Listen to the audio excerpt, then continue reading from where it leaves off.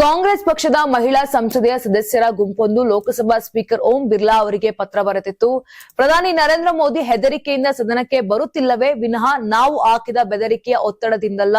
ರಾಷ್ಟ್ರಪತಿಗಳ ಭಾಷಣಕ್ಕೆ ವಂದನಾ ನಿರ್ಣಯದ ಮೇಲಿನ ಚರ್ಚೆಯ ಸಮಯದಲ್ಲಿ ಪ್ರಧಾನಿ ಗೈರು ಹಾಜರಾಗಿರುವುದಕ್ಕೆ ಭದ್ರತಾ ಕಾಳಜಿ ಕಾರಣವಲ್ಲ, ಭಯವೇ ಇದಕ್ಕೆ ಕಾರಣ ಎಂದು ಟೀಕಿಸಿದ್ದಾರೆ. ವಿರೋಧ ಪಕ್ಷದ ಮಹಿಳಾ ಸದಸ್ಯರ ವಿರುದ್ಧ ಸ್ಪೀಕರ್ ಅವರ ಹೇಳಿಕೆಗಳು ಸುಳ್ಳು, ಆಧಾರ ರಹಿತ ಮತ್ತು ಮಾನನಷ್ಟಕರ ಎಂದು ಸಂಸದರು ಪತ್ರದಲ್ಲಿ ವಿರೋಧವನ್ನ ವ್ಯಕ್ತಪಡಿಸಿದ್ದಾರೆ. ಕೇಂದ್ರ ಸರ್ಕಾರವು ವಿರೋಧ ಪಕ್ಷದ ಸಂಸದೀಯ ಹಕ್ಕುಗಳನ್ನು ಹತ್ತಿಕ್ಕುತ್ತಿವೆ ಅಂತ ಆರೋಪಿಸುತ್ತಾರೆ. ಕಾಂಗ್ರೆಸ್ ಸಂಸದೆ ಎಸ್ ಜ್ಯೋತಿಮಣಿ ನೇತೃತ್ವದ ಮತ್ತು ಹಲವಾರು ಮಹಿಳಾ ಸಂಸದರು ಸಹಿ ಮಾಡಿದ ಪತ್ರವು ತಮ್ಮ ಪ್ರತಿಭಟನೆಗಳು ಶಾಂತಿಯುತ ಮತ್ತು ಪ್ರಜಾಪ್ರಭುತ್ವದ ಮಾನದಂಡದೊಳಗಡೆನೆ ನಡೆದಿವೆ ಅಂತ ಪ್ರತಿಪಾದಿಸಿವೆ. ಕಳೆದ ವಾರ ಲೋಕಸಭೆಯಲ್ಲಿ ಪ್ರಧಾನಿ ಮೋದಿ ಧನ್ಯವಾದ ನಿರ್ಣಯದ ಚರ್ಚೆಗೆ ತಮ್ಮ ನಿಗದಿತ ಉತ್ತರವನ್ನ ನೀಡಲಿಲ್ಲ.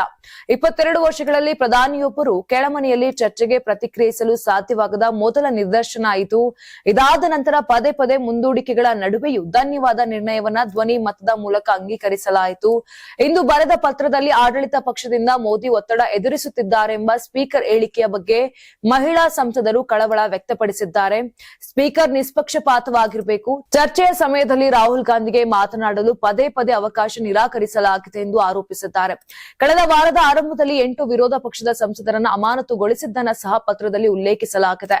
ಯಾರಾಗ್ತಾರೆ ಎಂಎಲ್ಎ ಅಭ್ಯರ್ಥಿ 2028 ಶೀಘ್ರದಲ್ಲೇ.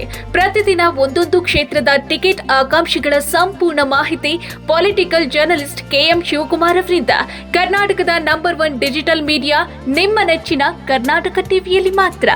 ನೀವು ಸಣ್ಣ ಆಗ್ಬೇಕಲ್ವಾ? ಅದು ಒಂದು ಉತ್ತಮ ಆಹಾರದಿಂದ ಸಣ್ಣ ಆಗ್ಬೇಕಲ್ವಾ? ಪ್ರತಿದಿನ ನಮ್ಮ ಜೀನಿ ಸ್ಲಿಮ್ ನ ಯೂಸ್ ಮಾಡಿ ಯಾವುದೇ ಸೈಡ್ ಎಫೆಕ್ಟ್ ಇಲ್ದಂಗೆ ನೀವು ಸಣ್ಣ ಆಗ್ತೀರಾ.